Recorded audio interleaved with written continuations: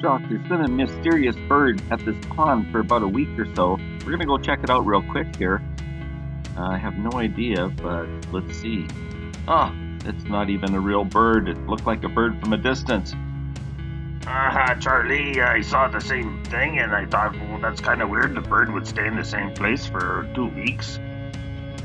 And now we know.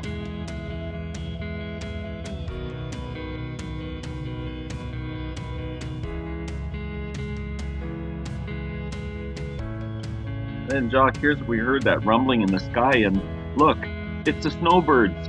They passed right over our heads. The snowbirds. It's exciting, Charlie. It's the snowbirds.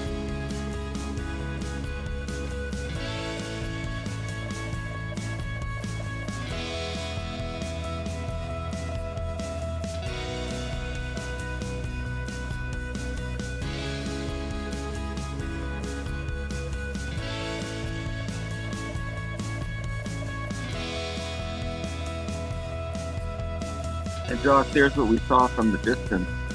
It looked like the birds, but it wasn't.